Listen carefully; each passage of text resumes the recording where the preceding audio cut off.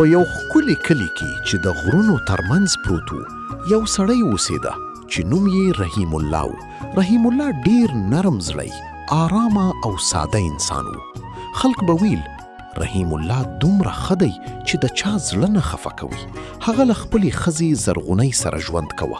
زرغونه هوښیاره خو ډیره تنده او حاکمه ښځه وه. د کور هره پریکړه به هماغې کوله. رحیم الله جر اوړه راوړه او چرګو ته دانې واچوه. ښه زرغونې همدا اوس.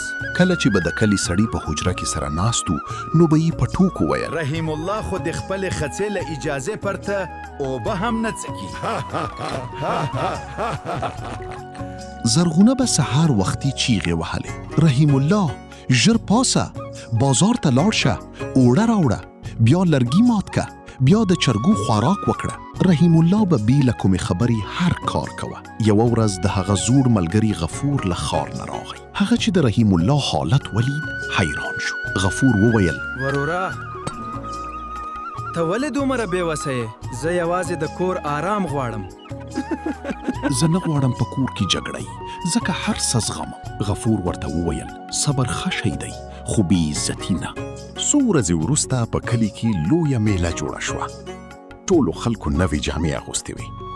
رحیم الله هم غوښتل چې میلې ته لاړ شي. هغه زرغونې ته وویل که اجازه وي زه هم لږ میلې ته ولاړ شم. زرغونې په غوسه وویل نه، لومړی د کور ټول کارونه خلاص کړه، بیا به ګورو.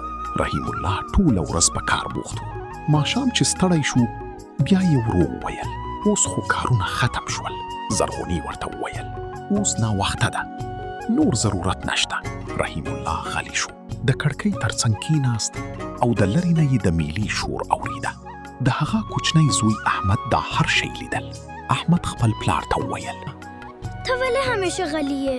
کله کله د کور د آرام لپاره انسان چوپ پاتې کېږي. خو احمد وویل خو که څوک همیشه چوپ وي خلک یې کمزورۍ ګڼي.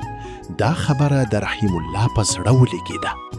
یوه ورځ زرغونه سخته ناروغه شوه، تبه یې ډیره لوړه وه. رحیم الله شپه ورځ د هغې خدمت کوه، دوا یې ورکوله، ډاکټر ته یې بیوله او ان تر ناوخته به یې د هغې ترڅنګ ناسته کوله.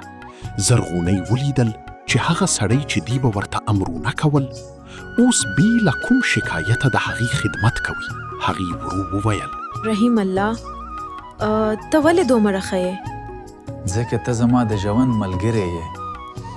زرغونې سترګې ښکته کړې. کله چې زرغونه لږ ښه شوه د کلي یوې زړې ښځې ورته ویل لورې خاوند د کور ستن وي، که ته هغه مات کړې نو کور به هم مات شي. دا خبره د زرغونې په زړه کې کېناسته. هغې خپل تیر چلند یاد کړ. هغې احساس کړ چې رحیم الله یې یوازې د دې لپاره چوپ و چې کور خراب نشي. هماغه شپه زرغونه د رحیم الله مخې ته کېناسته او ویې ویل زه له تا بخښنه غواړم. رحیم الله حیران شو. ولې؟ زرغونې په اوښکو ویلې ما تا د خاوند پر ځای نوکر ګڼلي. رحیم الله ور وخندل که انسان خپله تېروتنه ومني همدا لویه خبره ده.